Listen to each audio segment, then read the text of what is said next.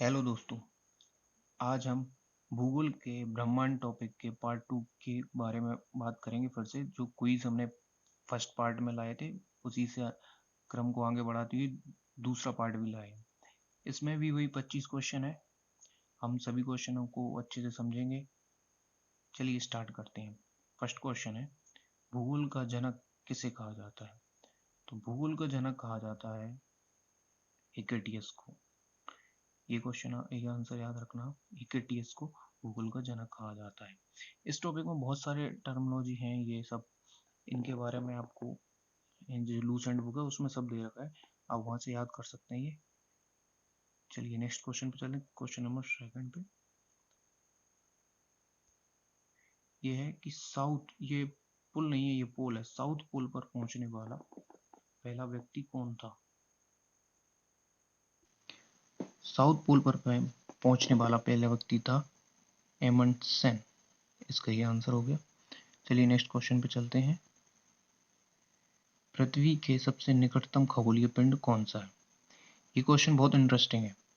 देखना, इसमें खगोलीय पिंड की बात की गई है, तो खगोलीय पिंड में चंद्रमा, प्रक्सिमा सेंचुरी, सूर्य, शुक्र ग्रह, ये सब है।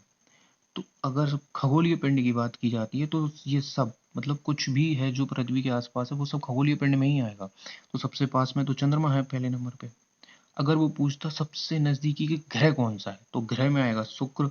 अगर वो पूछता सबसे नजदीकी की तारा कौन सा है, तो आएगा वो सूर्य। तो इसका आंसर तो अभी आएगा चंद्रमा। ठीक है।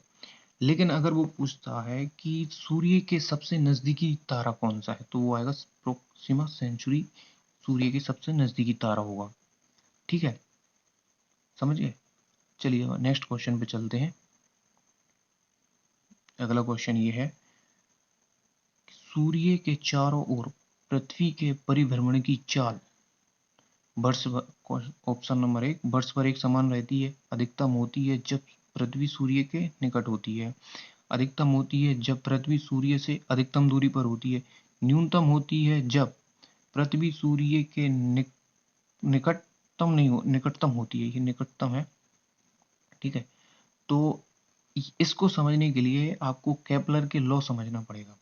केपलर का नियम कहता है, जैसे मैंने पिछली वीडियो में एक गलती की थी, जो पृथ्वी या कुछ सभी ग्रह हैं वो सूर्य की परिक्रमा एक दीर्घवृत्त में लगाते हैं। मैंने परवलय बोला था। इसमें क्या होता है, दीर्घवृत्त में दो केंद्र होते हैं जिसमें से एक केंद्र पर होता है सूर्य। जब पृथ्वी यहाँ पर होती है तो इसकी गति कम होती है, और जहाँ पर होती है तो उसकी गति अधिक होती है। उसका कारण है, केपलर ने नियम दिया है कि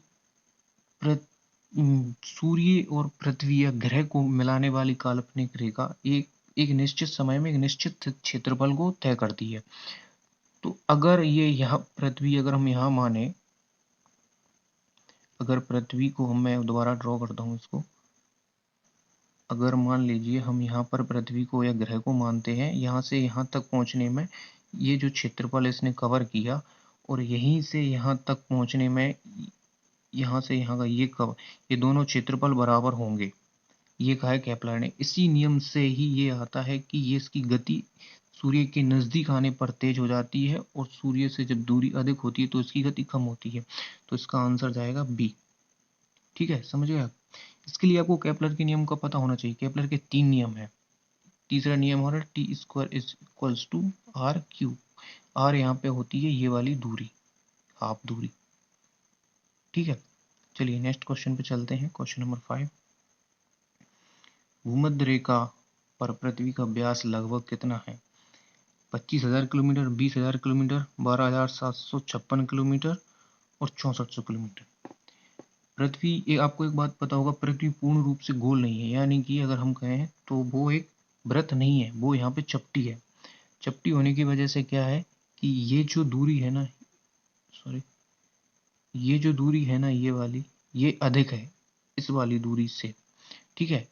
तो ये जो है ना, अपनी भूमध्य रेखा की लंबाई जो है, भूमध्य रेखा की लंबाई नहीं, भूमध्य रेखीय जो व्यास है वो, भूमध्य रेखीय व्यास ध्रुवीय व्यास से लगभग लगभग 43 किलोमीटर अधिक बड़ा है।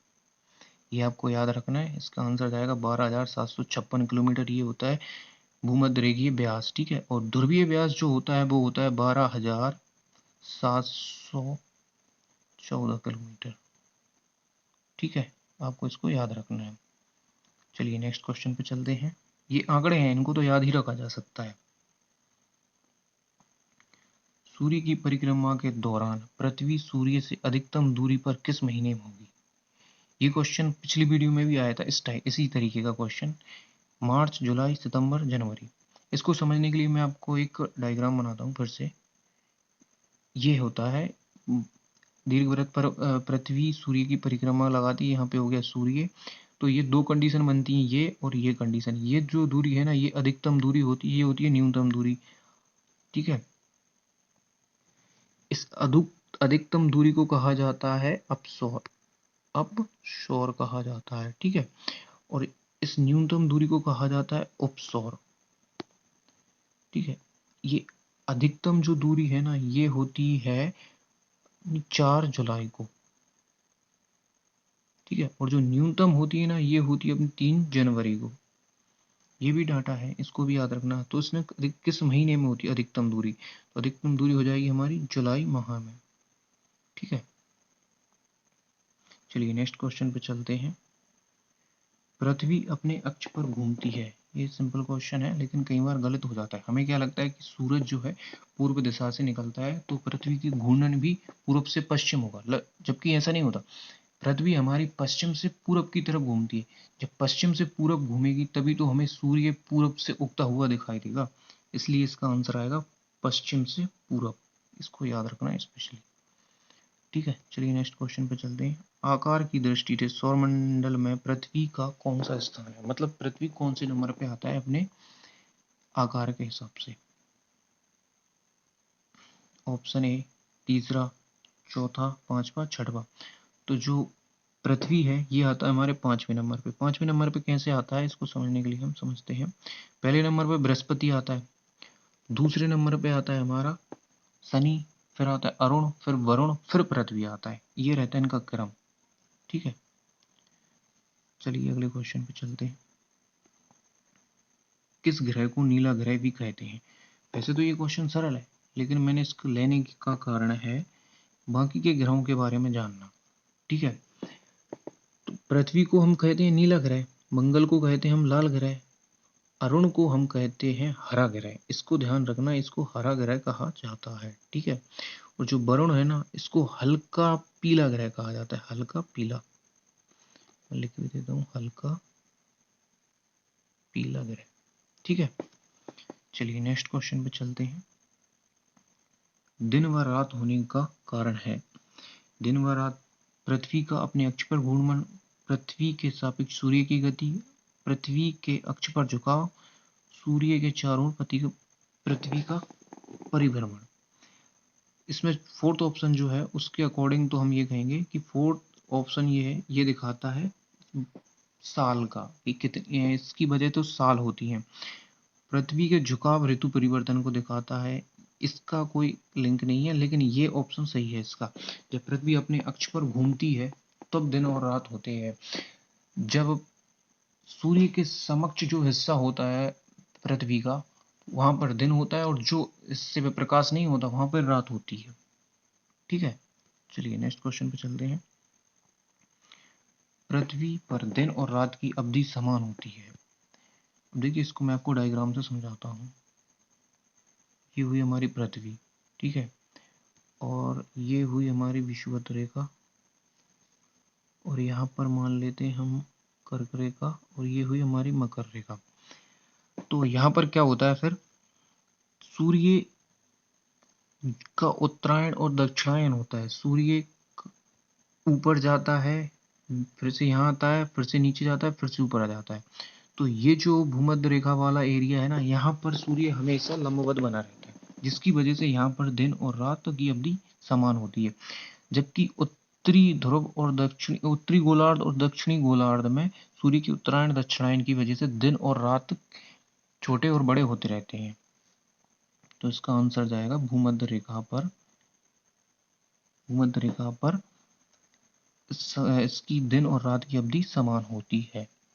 ठीक है, अब इसको एक और तरीके से समझाता हूं मैं आपको कि एक्चुअल में होता क्या है। ये बड़ा सा लेते हैं, एक मिनट।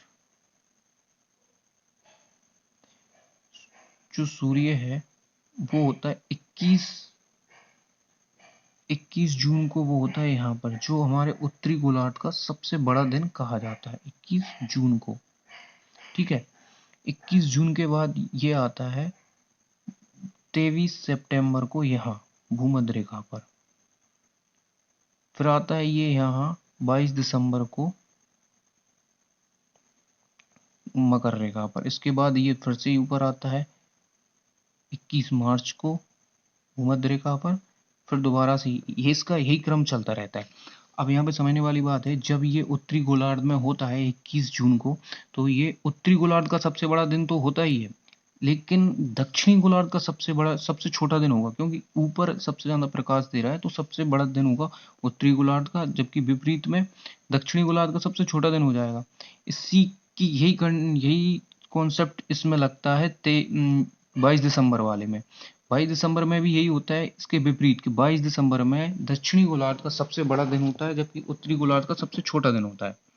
और रही दो सिचुएशन कौन सी, 23 सितंबर और 21 मार्च की। इस दिन ये विषुवत रेखा पर, भूमध्य रेखा पर होता है, जिसकी वजह से पूरी पृथ्वी पर दिन और रात एक समान होते हैं। चलिए नेक्स्ट क्वेश्चन पे चलते हैं। दक्षिणी गोलार्ध का सबसे लंबा दिन कौन सा होता है? अभी बताया मैंने, ये अभी अभी समझा है हमने कि 22 दिसंबर का जो दिन है वो दक्षिणी गोलार्ध का सबसे लंबा दिन होता है। ठीक है, चलिए नेक्स्ट क्वेश्चन पे चलते हैं। ये क्वेश्चन आया फिर से, वही उसी कॉन्सेप्ट पे है। 21 जून को दिन का प्रकाश उत्तरी ध्रुव पर दिखाई देता है। ये अच्छा क्वेश्चन है, फंसाने वाला क्वेश्चन है। 0 घंटे, 12 घंटे, 18 घंटे और 24 घंटे। अब यहाँ पे क्या होता है मैं आपको बताता हूँ। जब ये है हमारी कर्क रेखा, कर्क रेखा पर आया क्या, कर्क रेखा पे आया सूर्य। जब यहाँ रहता है, आपने एक चीज सुनी होगी कि उत्तरी ध्रुव और दक्षिणी ध्रुव पर 6 महीने के दिन और 6 महीने के रात होते हैं। उसका कारण यही है कि जो सूर्य है वो ऐसे चमकता है यहाँ पर। इसकी वजह से यहाँ पर 6 महीने की दिन और 6 महीने की रातें होती हैं। तो 6 महीने के अगर दिन हो रहा है, तो इसका मतलब जब 21 जून है, 21 जून का मतलब उत्तरी गोलार्ध में सूर्य है। उत्तरी गोलार्ध में सूर्य है, यानी यहाँ के दिन बड़े होंगे, तो 24 घंटे का दिन होगा यहाँ पे। 24 घंटे का दिन, या 24 घंटे तक प्रकाश दिखता ही रहेगा उत्तरी गोलार्ध में। ठीक है, चलिए नेक्स्ट क्वेश्चन पे चलते हैं। ये क्वेश्चन जबरदस्त क्वेश्चन है, ये मैक्सिमम बच्चों का गलत होगा जिन्होंने अगर इसको ध्यान से नहीं पढ़ा तो। पृथ्वी अपने परिक्रमा मार्ग पर परिक्रमा करते हुए अपने अक्ष द्वारा कक्षा तल पर कितने डिग्री का कोण बनाती है? इसका सही आंसर है 23.5 डिग्री। नहीं, इसका सही आंसर 66 डिग्री है। ये नहीं है ए ऑप्शन, क्योंकि पृथ्वी का अपने कक्षा तल से कहा गया है, ना कि अपने अक्ष से। जिस अक्ष पे ये सूर्य की परिक्रमा लगाती है, उस अक्ष की बात की गई है यहाँ पे, अपने अक्ष से बात नहीं की गई, इसलिए यहाँ पे 66.5 डिग्री आंसर आएगा। ये आप क्वेश्चन अटेंड करते समय इस चीज को ध्यान पूर्वक पढ़ें कि क्या पूछा जा रहा है, नहीं तो आप जबरदस्ती में एक नंबर अपना या एक क्वेश्चन खत्म करे आएंगे। ठीक है, चलिए नेक्स्ट क्वेश्चन पे चलते हैं। निम्नलिखित में से कौन सा तारा पृथ्वी के सर्वाधिक समीप है? ये क्वेश्चन वैसे तो बहुत सरल है, लेकिन इसमें कई बार बच्चे गच्चा खा जाते हैं, कुछ बच्चे उसको गलत कर ही देते हैं। उसका कारण ये है कि सूर्य को वो तारा नहीं समझ पाते उस टाइम पे। भूल सोच रहे हैं अल्फा सेंचुरी हो गया, चलो आगे बढ़ते हैं, नहीं, या फिर वो डी लगाएंगे तो उन्हें समझ में नहीं आएगा। तो इसका आंसर जाएगा सूर्य, क्योंकि सूर्य भी एक तारा है और पृथ्वी के सबसे समीप का तारा यही है। ठीक है ना, चलिए नेक्स्ट क्वेश्चन पे चलते हैं। यदि पृथ्वी व अंतरिक्ष के बीच से वायुमंडल को हटा दिया जाए तो आसमान का रंग कैसा होगा? नीला, सफेद, लाल, काला। अभी जो हम कलर देखते हैं वो होता है नीला। ठीक है, उस नीला कलर होने का कारण क्या है? प्रकाश का प्रकीर्णन। क्यों? क्योंकि नीले कलर की तरंग दैर्ध्य होती है सबसे कम, इसलिए उसका प्रकीर्णन सबसे ज़्यादा हो जाता है। ठीक है, लेकिन जब और प्रकीर्णन होता क्यों है? क्योंकि ये हुई हमारी पृथ्वी और यहाँ पे होते हैं धूल मिट्टी जल वाष्प के कण, जब प्रकाश आता है इनसे टकराता है और प्रकीर्णित हो जाता है। लेकिन जब वायुमंडल नहीं होगा, धूल के कण मिट्टी के कण ये सब नहीं होंगे, तो प्रकाश सीधा आता रहेगा। जिस तरीके से अंतरिक्ष में अंधेरा छाया रहता है यानी कि काला, उसी प्रकार से हमें भी काला दिखाई देगा। तो इसका आंसर हो जाएगा काला। जब ठीक है, चलिए नेक्स्ट क्वेश्चन पे चलते हैं। पृथ्वी के ध्रुवीय व्यास और विषुवतीय व्यास से कितना कम है? जो पृथ्वी का विषुवतीय व्यास है उसकी लंबाई है 12,756 किलोमीटर, जबकि जो विषुवतीय व्यास है उसकी लंबाई है 12,714 किलोमीटर, 42। तो इसमें लगभग लगभग हम कह सकते हैं 43 किलोमीटर का आंसर आ जाएगा। ये डाटा है, इनको तो याद ही रखा जा सकता है। और क्वेश्चन, सौरमंडल का सबसे बड़ा उपग्रह निम्नलिखित में से कौन है? गैनीमीड, टाइटन, टेट्रॉन और डीमोस। ये चारों जबरदस्त ऑप्शन है। तो इसका आंसर है गैनीमीड। ये है बृहस्पति ग्रह का उपग्रह ये। ठीक है, बृहस्पति ग्रह का उपग्रह हुआ। इसके बाद ये बृहस्पति ग्रह का हुआ। जो टाइटन है ना, ये शनि ग्रह का है, जुपिटर कह सकते हैं, जुपिटर का उपग्रह है। टिट्रोन जो है ये वरुण ग्रह का, नेपच्यून का है। और जो डीमोस है ना, ये है सौरमंडल का सबसे छोटा। यहाँ पर दोनों मिल गए हमें, सौरमंडल का सबसे बड़ा गैनीमीड और सबसे छोटा डीमोस। ये है मंगल ग्रह का उपग्रह। ठीक है, चलिए नेक्स्ट क्वेश्चन पे चलते हैं। ये एक अच्छा क्वेश्चन है। ये अच्छा क्वेश्चन इसलिए क्योंकि इसमें डेट है, बस और कुछ नहीं है। और इसके थोड़े कॉन्सेप्ट पूछ सकते हैं, जो कि प्लूटो से उसके ग्रह होने का दर्जा छीना गया। ये भी पूछा जा सकता है क्यों छीना गया। ठीक है ना, पहले तो हम इसकी बात कर लेते हैं कब छीना गया। 26 अक्टूबर 2007, 28 जनवरी 2006, 24 अगस्त 2006 और 14 जून 2005। तो उसका सही आंसर है 24 अगस्त 2006। ऐसा क्या हुआ आखिरकार कि पहले प्लूटो ग्रह था लेकिन अब ग्रह नहीं रहा? प्लूटो के ग्रह ना रहने के कारण ये है कि वैज्ञानिकों को कुछ नियम बनाए कि कोई भी आकाशीय पिंड ग्रह कब कहलाएगा। इसके लिए नियम थे कि उसका आकार लगभग लगभग गोल ही होना चाहिए, उसके बाद खुद का गुरुत्वाकर्षण बल होना चाहिए, वो सूर्य की परिक्रमा करता हो। ठीक है, और सबसे इम्पोर्टेंट था कि वो किसी दूसरे ग्रह की कक्षा को ना काटता हो। तो जो तीसरा नियम था ना, उसी में ये अपना प्लूटो फेल हो गया, जिसकी वजह से इसको ग्रह का दर्जा नहीं दिया गया। अब ये कहाँ गया? अब इसको बौना ग्रह कहा जाने लगा है। ये प्लूटो वरुण ग्रह है ना, उसकी कक्षा को ये काटता है। ठीक है, चलिए नेक्स्ट क्वेश्चन पे चलते हैं। हमारी आकाशगंगा की आकृति कैसी है? गोलाकार, सर्पिल, रेखीय, अनियमित। ये क्वेश्चन पूछा गया, कई बार पूछा गया। इसका आंसर डायरेक्ट ही याद रखना है, इसमें कुछ है नहीं। सर्पिल, स्पाइरल भी बोला जाता है जिसको इंग्लिश में। ठीक है, नेक्स्ट क्वेश्चन पे चलते हैं। पृथ्वी की चंद्रमा से औसत दूरी कितनी है? 3,90,000 किलोमीटर, 3,75,000 किलोमीटर, 3,87,265, 3,84,365 किलोमीटर। तो इसका राइट आंसर है डी, 3,84,365 किलोमीटर। इसको याद रखने की छोटी सी ट्रिक बता रहा हूँ। लास्ट में 365 है, इतनी ही हमारे वर्ष में दिन होते हैं और इतनी ही इसकी डिस्टेंस है, लास्ट वाली डिस्टेंस। इसको ऐसे याद रख सकते हैं, एक छोटी सी ट्रिक है याद रखने की। ये औसत दूरी है। जैसे पृथ्वी सूर्य की परिक्रमा लगाती है दीर्घ वृत्त में, उसी प्रकार चंद्रमा भी दीर्घ वृत्त में ही लगाता है। तो इसकी ये औसत है, कम और ज़्यादा अलग अलग है, तो ये उनकी एवरेज है। ठीक है, चलिए नेक्स्ट क्वेश्चन पे चलते हैं। चंद्रमा का द्रव्यमान पृथ्वी के द्रव्यमान में अनुपात है। तो ऊपर आ जाएगा मून और नीचे आ जाएगी अर्थ। तो इनका अनुपात क्या है ये पूछा है उसने। तो ये है, इसका आंसर है ए ऑप्शन, 1:81। इसको हम ऐसे देखेंगे, अगर हम क्रॉस मल्टीप्लाई करेंगे ना, तो 81 मून इज इक्वल टू एक अर्थ। 81 मून का जो वेट है, द्रव्यमान है, वो एक अर्थ के बराबर होगा। ठीक है, नेक्स्ट क्वेश्चन पे चलते हैं। चंद्रयान 1 कब लॉन्च किया गया था? ये क्वेश्चन अभी आपके लिए इंपॉर्टेंट रहेगा, क्योंकि डेट वाले क्वेश्चन आते हैं, पक्का आते हैं। आजकल तो ऑनलाइन एग्जाम हो रहे हैं, तो एक ना एक क्वेश्चन तो पक्का आएगा डेट वाला, तो आप ध्यान रखें इनको।